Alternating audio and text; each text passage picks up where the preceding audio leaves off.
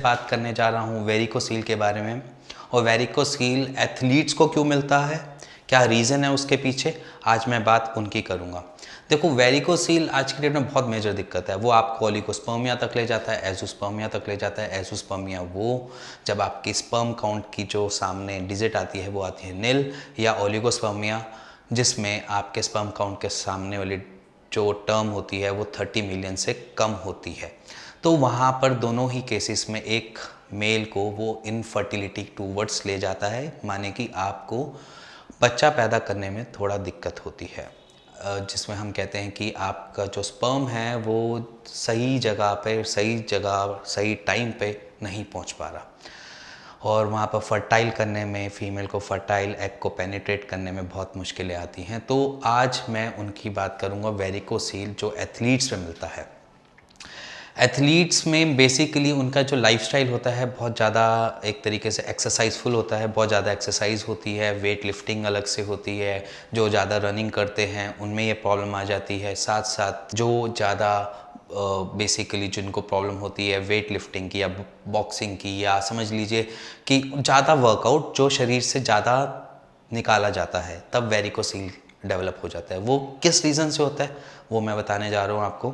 कि जब भी आप हैवी वेट लिफ्टिंग लेते हैं, मान लीजिए आप ज़्यादा हैवी डंबल्स उठाते हैं या आप बहुत ज़्यादा स्ट्रेंथ वाला वर्क करते हैं, उससे क्या होता है आपके स्टमक पे एक प्रेशर पड़ता है। कभी भी देखना, आप कभी भी कोई भी वेट लिफ्टिंग करना, सबसे पहला प्रेशर जो होता है आपके बाल सिस्टम से स्टार्ट होता है, स्टमक वाले पोर्शन से, क्योंकि वहाँ से आप स्ट्रेंथ लगा रहे होते हो।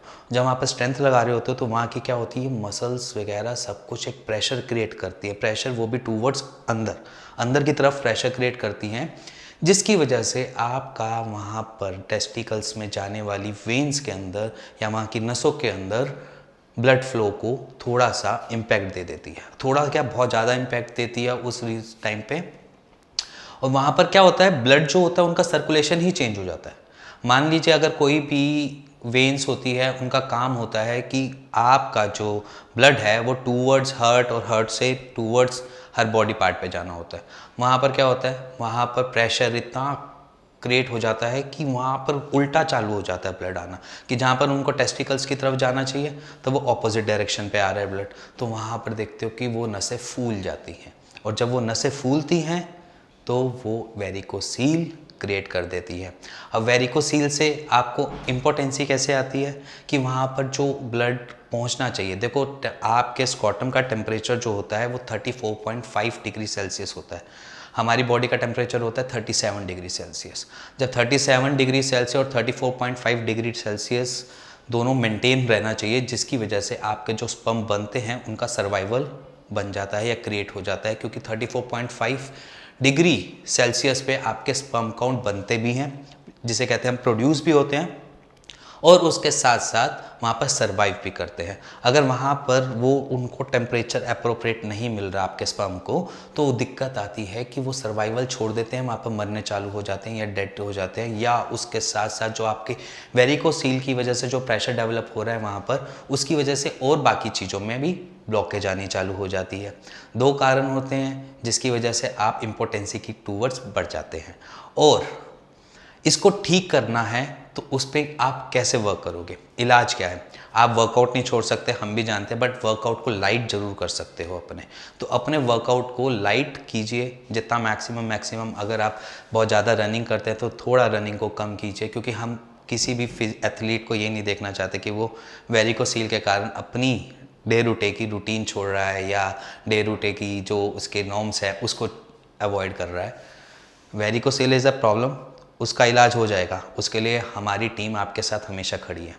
और अगर आपको एथलीट हो, अपना वर्कआउट को लाइट करो, और इसके साथ साथ जो उसके पीछे कॉजेज़ हैं, रूट कॉजेज़ हैं, उस पर वर्क करना स्टार्ट कर दीजिए।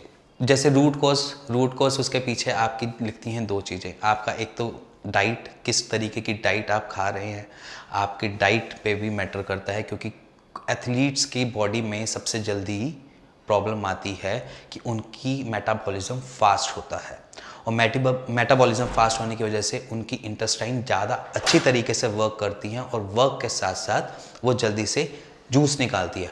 हम मोस्टली देखते हैं एथलीट्स के अंदर जो उनका स्टूल पोर्शन होता है वो थोड़ा हार्ड हो जाता है, कॉज ऑफ कॉज ऑफ कि वो वहाँ से प्रॉपर तरीके से सारे न्यूट्रिशंस एब्जॉर्ब कर लेती है। और हार्ड स्टूल की वजह से भी आपका वात डिसऑर्डर हो जाता है, और वात डिसऑर्डर जो है वो बेसिकली आपको वेरिकोसील को क्रिएट करने में मददगार साबित होता है। अगर आपने अपना वात सही कर लिया और अपनी एक्सरसाइज को थोड़ा सा लाइट कर लिया तो आप अपने वेरिकोसील से निकल सकते हैं। और अगर आपको कैसी भी क्वेरी है माइंड में वेरिकोसील के रिगार्डिंग, ओलिगोस्पर्मिया के रिगार्डिंग, एजोस्पर्मिया के रिगार्डिंग, मोटिलिटी के रिगार्डिंग, या फिर आपको ईडी की प्रॉब्लम लगती है, एरेक्टाइल डिसफंक्शन की प्रॉब्लम लगती है, प्री मैच्योर इजैकुलेशन क्या होता है, उसके बारे में कुछ भी जानना चाहते हैं तो आप अपनी रिपोर्ट्स नीचे दिए हुए नंबर पे सेंड कर सकते हैं और हमारे डॉक्टर से कंसल्ट कर सकते हैं। या फिर अगर आपके पास रिपोर्ट्स नहीं हैं, आपको अपनी प्रॉब्लम लगती है, तो भी आप नीचे दिए हुए नंबर पर कॉल कर सकते हैं और हमारी टीम से बात कर सकते हैं और उसका राइट सॉल्यूशन ले सकते हैं। सो अगर आपको ये वीडियो पसंद आई तो please like, share, bell icon दबा दीजिएगा। Thank you and thank you very much.